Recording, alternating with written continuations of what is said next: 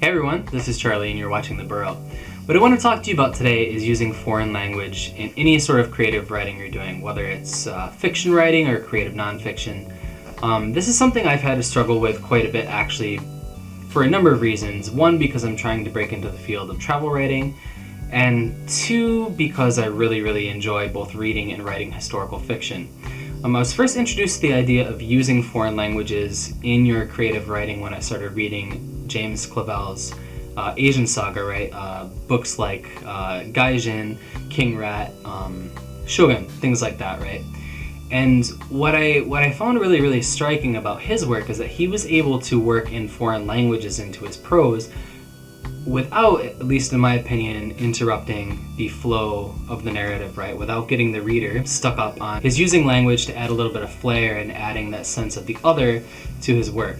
So to give you an idea of what I'm talking about here, there are times when novels, short stories, whatever kind of work you're working on, you set them in, say for example, Japan, right? I'm living in Japan right now, so the short story I'm working on is set in the middle of the 19th century here in Japan. And one of the things I was interested in doing was exploring how to use Japanese in English in a piece of writing that is entirely in English to add flavor and depth to the finished piece, right?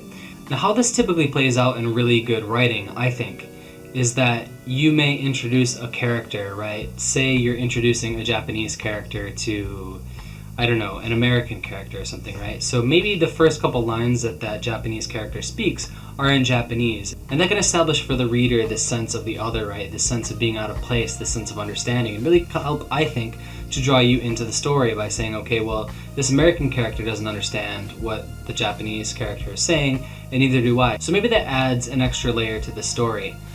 But I think at the same time, what you really need to consider is that sometimes, oftentimes, maybe even most times, it doesn't add anything. I know that particularly when I was a much younger, much less experienced writer, that I wanted to throw in so-called flavor text all the time, right? Like I wanted to throw in random arigatou gozaimasu for no reason instead of just saying thank you, right, in English.